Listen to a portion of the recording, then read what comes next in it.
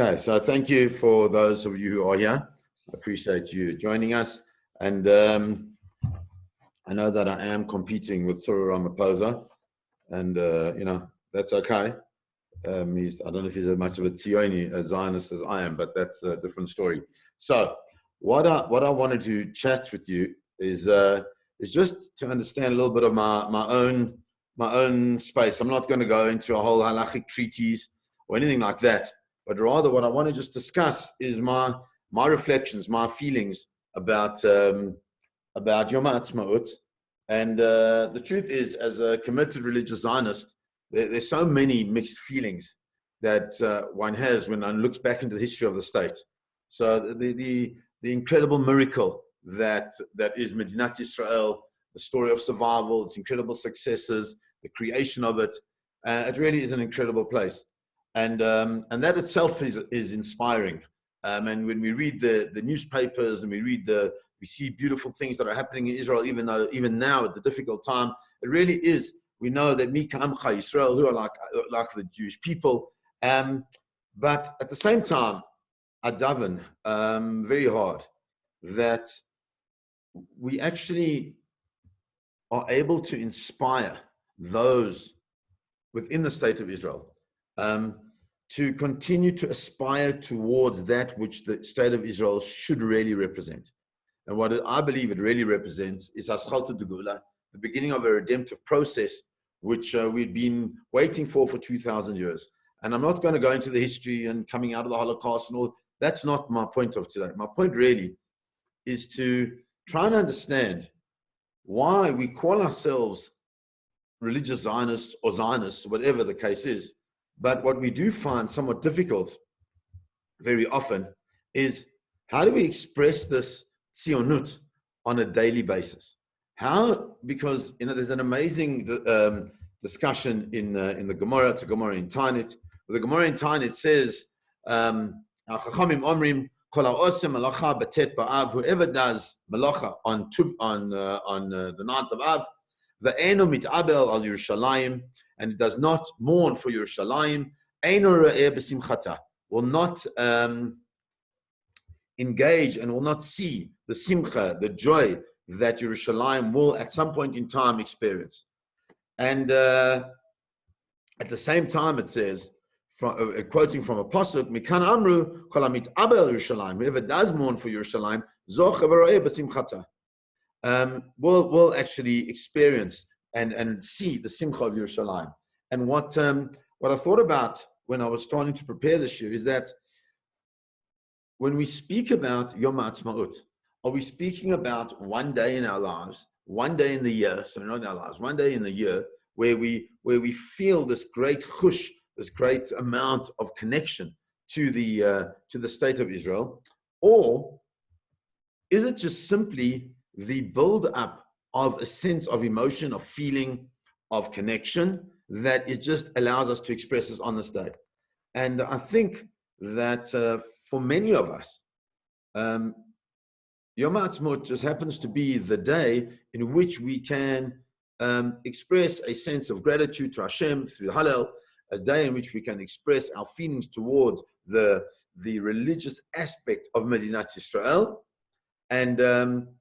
and then we carry on with our daily lives. And I was trying to see where I could find something in the work that I was doing on myself, because I struggle every day with being here. Being in South Africa, beautiful place. There could be very, very few better places in the world to have a lockdown, beautiful garden, beautiful weather. It's just it's an amazing place to live.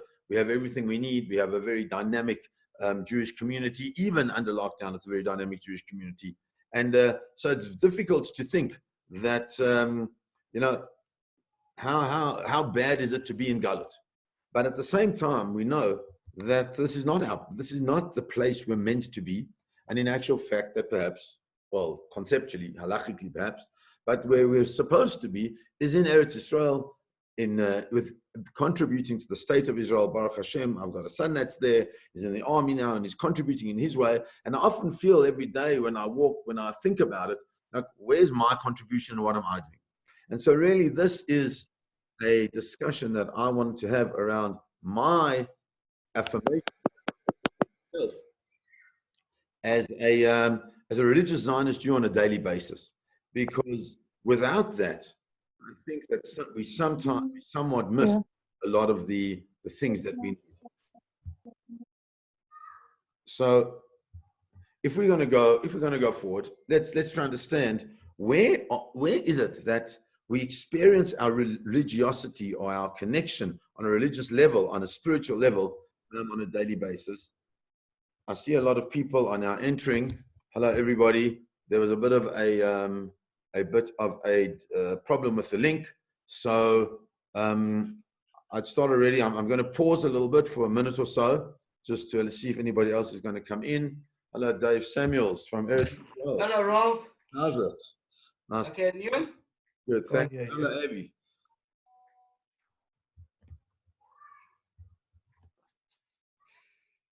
Okay, let's carry on. So what I was saying is that it's one thing to recognize the state of Israel, the establishment of the state of Israel, one day a year of Yom Haatzmaut. But is there a way in which we can find a means of connecting to the state of Israel and our religious understanding of the value of the state of Israel in our lives, right? Through something that we do daily. Because I think that part of the feeling that gets lost is that if we don't constantly connect to the state of Israel, and I don't mean via checking on every news level that we can through, whether it be at Aretz Sheva, the Jerusalem Post, Ynet, whatever the case is, to see what's happening in the modern state. I mean from a spiritual point of view, how do we connect to the state of Israel so that we understand as religious Zionists, we're not just Zionists. You know, we're putting together at the moment a program for the for the kids in the schools to do something on Yom Haatzmaut. And what keeps coming up is the same idea, and that is that we're not just Zionists. We're not just people committed to Medinat Israel. We're committed to Medinat Israel from the point of view of Torah, from a religious point of view, and as such, we need to connect to that, and that is not a connection that can only exist for one day of the year. It has to be somewhere deeper. It has to be something. So, in preparation, I looked at a Gemorah. It's a beautiful Gemorah. It's a Gemorah which is quoted in Brachot 4b, Dalet Amud Bet, and in that Gemorah, and I'll share it with you on my screen. That is the beauty of technology today. So there it says, you can see in the Gemorah says, Mar said, Amar Mar, Kore Kriyat Shema Mitpalel. Mar said that when in the process of davening, what you do is you first say Kriyat Shema, you say the Shema, and then you daven Shemona Esrei. Misai Leila Rabbi Yochanan, and that comes to assist Rabbi Yochanan, the Amar Rabbi Yochanan, because Rabbi Yochanan said, Ezo ben Olam Haba, who is the person who is deserving of Olam Haba, of the world to come, of this incredible space that we don't really understand? Zeh hasomech geula letfilah, the person who connects geula to tfilah. Geula is redemption, and tfilah is prayer. So geula is Ga'al Yisrael that we say in every davening. The tfilah to prayer, meaning Shemona Esrei Shel Arvit of Ma'ariv. Rabbi Yoshua ben Levi Omer. Rabbi Yoshua ben Levi says, no. Tfilot be'emtza tiknun. Rabbi Yoshua ben Levi explains that the tfilah that the Shemona Esrei actually comes in between the two Shmas. In other words, the Shemona Esrei of Ma'ariv is not after the Shema of Ma'ariv, but rather we say the Shemona Esrei and then we say Ma'ariv. And so what? We say Shemona Esrei and then we say Shema. So what we're finding here in this Gemorah is trying to understand what exactly are they arguing about. So the Gemorah says, what are they arguing about? And it comes out as follows: that Rabbi Yochanan Savara, Rabbi Yochanan holds, Geula Me'urta Nami Have, that in the time of Mitzrayim, which you just the remembrance of that we just went through, that there was redemption also at night, right? But the ultimate redemption happened, Ela Geula Ma'aliyata, the ultimate redemption, the full redemption, didn't happen until the morning. And Rabbi Yoshua ben Levi holds, Kaven de Lahavia Ela Mitzafra, he says that the full Geula didn't happen in the morning, right? So there wasn't a full Geula at night, and therefore there is no real need to connect Geula, the redemption of the nighttime, together with Kriyat Shema. So what we come out is that Rabbi Yoshua ben Levi believes that only a complete redemption is a true redemption.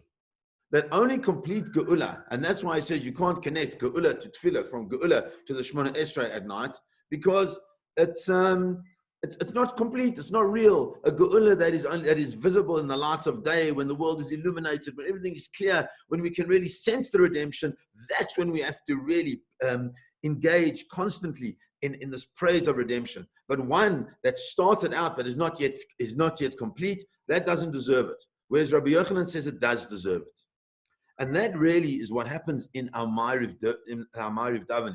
This is what I think about every day, is that in our Ma'ariv davening, we've got this thing, this concept that we've learned in the Gemorah now, that says that you must connect Geula and Tefillah, redemption and davening. And in Ma'ariv, we have Ga'al Yisrael, and then we say this thing called Hashkivenu. And when we say this thing called Hashkivenu, it seems to take away, in a way, from the concept of redemption. Because if you're going to say Hashkivenu after Ga'al Yisrael, then what you've done is you've made a break between Geula, the redemption, and Tefillah, and the prayer. So what is Hashkivenu? Hashkivenu is a prayer that we say only at night, and it speaks about the fact that we ask Hashem to assist us to come to a rest in the evening, and to protect us from any of the dangers that may come along in the evening, in the difficult times of our lives. And what is clear to me is that what chazal are saying, and this is what we do on a daily basis, what chazal are saying, what our sages are telling us, is that the night time, which may not be a complete geula, still has, according to Rabbi Yochanan, still has this aspect of redemption. And because it has this aspect of redemption, it demands us to think very carefully about it and to connect even more with Hashem at nighttime, which is the beginning part of the redemption, where we ask Him for a protection. As opposed to the daytime, which was clear, the complete redemption, where Bnei Israel left Mitzrayim in the daytime and they walked out, everybody left, right? That there's no need to ask again before we go into davening on the deepest level, which is Shemona Esrei. Before we ask HaKadosh Baruch Hu, we go into that with Hashem. We don't need the Hashkivein. And really what I think for me is that this is very much reflective of our, of my relationship, shall I say, with Yom Haatzmaut. Because whilst Dave Samuels is sitting in the beautiful Holy Land, right, and he's there, we're here. And even whilst he's sitting there, and people are speaking Hebrew, and there's this vibrant Jewish life, even with the lockdown there, right? When you go to Yerushalayim, you don't see the Beit HaMikdash. We don't see everything that we want. We see most of what we want, but we don't see everything. And that incomplete Geula is the thing that many people, it causes many people to refrain from an engagement with the Yom Haatzmaut in the way that we do, as an understanding that it's a religious experience as well. But I think that if we can understand our process of davening Ma'ariv, that we say Geula, Ga'al Yisrael, and then we say, hold on Hashem, we understand that it's not complete. And before we go into davening, i.e. before we can have that deep, close connection with you in the Shemona Esrei, we say Hashkivenu because we recognize that whilst Geula, whilst redemption is not yet complete, it's okay, because it's a process that will come ultimately to completeness, to completion. And when we understand that, we can see that there are actually two things that the Gemorah mentions. The Gemorah says later on, Amar Rabbi Abba says, Hakol modim, everybody agrees. Kishinigalu Yisrael mimitzrayim. I'm sorry if sometimes the sound goes a bit wonky, I apologize. Kishinigalu Yisrael mimitzrayim, when the Jewish people left Mitzrayim, when they were redeemed from Mitzrayim, lo nigalu ela be'erev.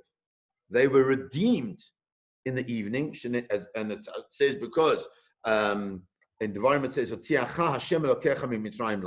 Hashem took us out of Mitzrayim at night. So the one thing is when they were redeemed, that was at night. But when they left Mitzrayim, they left Bayom, they left during the day. And so here we see that the Gemorah wants to suggest that there are two stages of redemption. The one is, well, the two stages of coming out of Mitzrayim. The one is the process of redemption, of pulling them out of the concept of slave. And the other one is the Yatzia, is the actual coming out of Mitzrayim itself. And it's a two-stage process. And so when I, and it's about me, what I feel, when I daven, I see that there's a two-stage process. And that perhaps it isn't complete at this point in time. And it's not yet the way we would like it to be. But what it certainly is the nighttime redemption, which started the redemptive process, which is, in my belief, Medinat Yisrael, Reishit Smichat Gulateinu. We daven this every single Shabbos. It's a slow, complex, and frustrating process of trying to get to the point of the ultimate space where we have a state which is completely in sync with the Torah. And there are miracles that happen constantly, just like the Jews traveled through Mitzrayim, through the desert. There were miracles that happen constantly. We see them every day today, and we've been seeing them in every war, and we've been seeing them in the daily lives that happen in Eretz Yisrael.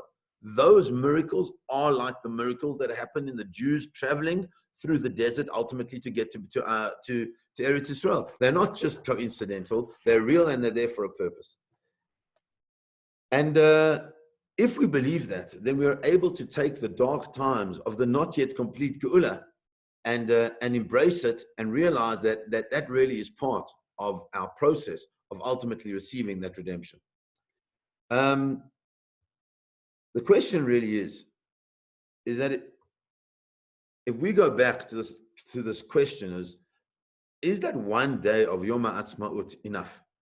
Is that one day of celebration where we celebrate, and wherever you are, people do different things, is that enough to make ourselves the partners of Hashem in redemption?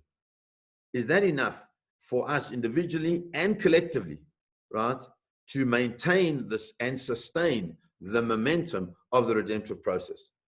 And I don't think it is, to be true. I think that one day doesn't do anything for us. Obviously, if you make Aliyah, well, there you are. You're already part of a Jewish historical experience in a very profound, a very deep way, and that's powerful. But what about us here in Galut? You know, the Rav Zvulun Charlap, who is I think the grandson of the Talmud of Rav Kook. So he says how his daughter on the 17th of Tammuz. His daughter was a counselor in one of the summer camps, and she asked the girls who were with her what they thought about waking up on the day of the fast. And their response was that they were worried about being hungry. What are they going to wear? What are they going to do? And she thought about that. She said, well, that's interesting, right? They're going to wake up early on the 17th of Tammuz, which is a day in which we're supposed to remember the beginning of the destruction of the Beit HaMikdash. And there's no mention of their concern around the Beit HaMikdash, because that's the reality. We live in a reality of not being conscious over the fact that there's no Beit HaMikdash. Because Baruch Hashem, we've got an incredible place in the world where we live as Jews, and thank God for the most part we are safe. Yes, there is some anti-Semitism, but for the most part we're safe.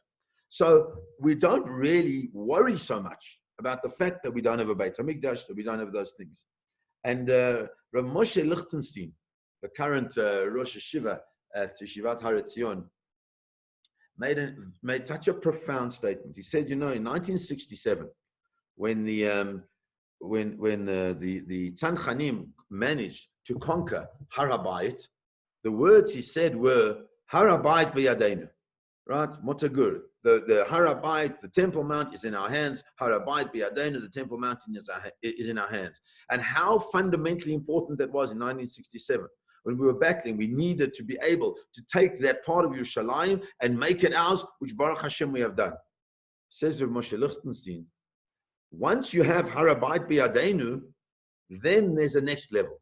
And that's the level of which we have to start engaging, I believe, in the Yom Haatzmaut process. And that level is, do we have Har Habayit B'libeinu?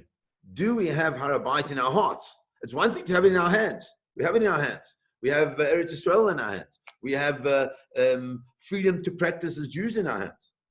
But have we got Har Habayit B'libeinu? Right? In order to maintain a connection to Medinat Yisrael on a spiritual and religious level, the one single day of Yom Haatzmaut is insufficient. As I said, for those living in Israel, it's easy. They're living the life. They're living every day with the miracle of Medinat Yisrael. But we are not. What are we supposed to be doing? And I really believe that what we are supposed to be doing is taking stock on ourselves and finding the spaces within our religious practice to see and to recognize where it is that we can find the connection to the land of Israel, to Medinat Yisrael, and feel that is Har Habayit B'libeinu. And one of the places that is most profound, where we see it, is every single day in the Shemona Esrei. We've gone from Ga'al Yisrael to Tefillah. We've gone from an understanding that Geula, that redemption, results in Tefillah, results in a great praise to Hashem. And even if redemption takes a long time, as it does in Ma'ariv, in the evening, in the difficult times, ultimately we'll see the ultimate redemption. However, right, as we go into Shemona Esrei, we say the most profound thing. We say the following. We ask Hashem for all the blessings that we need and all the wealth and the health and everything. And then we say, Tekah b'shofar gadol l'cheirutenu. We ask HaKadosh Baruch Hu to blow the shofar gadol l'cheirutenu, for our freedom. V'sa nes l'kabetz galiyotenu. V'sa means to lift up, to elevate, to bring up. A nes, which we could translate as a miracle, or we could just translate it as a sign, as a symbol. Nes l'kabetz galiyotenu, to gather in our exile. V'kabtenu yachad me'arba kanfot haaretz, and bring us all together from the four corners of the earth. And every day when I daven this, I feel Yom Haatzmaut. I'm not there. And some of us have got work to do here in Chutz La'aretz. And when that work is over, which who knows when that'll be, right? Then please God, we'll be able to make it into Eretz Yisrael. But to be able to have a consciousness on a daily basis, 3 times a day, Tekah b'shofar gadol l'cheirutenu. We ask HaKadosh Baruch Hu to blow the shofar gadol for our freedom and to create this nes, this miracle, which will be the space for the ingathering of our exiles. Here it is. Every single day, 3 times a day, we attest the miracle of Medinat Yisrael, if we want to, if we feel it, and if we really want to celebrate. And I do believe, like we said right at the beginning of the shir, where the Gemorah says that if a person doesn't feel the pain of Tisha B'Av, and the person doesn't mourn over Yerushalayim, we're not going to be able to feel the simcha either when it is rebuilt. And I believe that it's the same the other way around. That if we do not feel the simcha, the joy, the miracle of Medinat Yisrael on a daily basis and look for those places, not on the practicality of Medinat Yisrael, but on the spirituality of Medinat Yisrael, what it gives us on a spiritual level, how much Torah is being learned, how many mitzvot are being done, how connected people are because of the fact that Medinat Yisrael exists.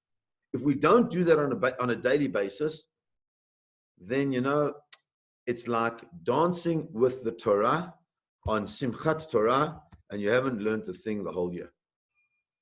It's great, and it's fun, and you need maybe a little bit of a whiskey just to get a little bit of a vibe going, but it's not really real. And it's so too, I think, in our Medinat Yisrael experience, that what we need to do in our Medinat Yisrael experience is feel that warmth, that love, that connection on a daily basis. It's sitting in our davening. It's sitting in our Ma'ariv because we understand it's Haschalta Gula. It's the beginning of the redemptive process, but it's not yet completed. And so therefore we say, Ashkivenu, help us Hashem, help us and keep us away from the Dever, V'cherev, V'rav, V'yagon, all those different things that are negative, that make us feel that redemption has not yet come. But it's still Geula, because in the daytime, we say Ga'al Yisrael and immediately go into davening. And one of the things that we say when we daven is that we daven to HaKadosh Baruch Hu to create the space that we will be able to see the ingathering of the exiles. It's there. It's there every day. It's there, we just got on one of our groups, there is a Zoom minyan in Israel tomorrow morning for Rosh Chodesh for the Sfardim. So what kind of Ashkenazi can relate to a Zoom minyan for the Sfardim? But that's Medinat Israel, right? That's the thing, is that it completely and totally encapsulates the ingathering of the exiles from all four corners of the world on a daily basis. We see it on a daily basis. We celebrate it. And so next week, when we have Yom Haatzmaut itself, our celebration is not just, well, great thing, but our celebration is the culmination of our consciousness, the culmination of our joy, the culmination of us understanding that Har HaBayit is B'libeinu, not only B'yadeinu. And I believe if we can continue with that feeling on a daily basis, then ultimately we'll see that Geula, experience that redemption, experience that ultimate coming together. Please God, it should be soon. Everybody should be safe. Everybody should be well.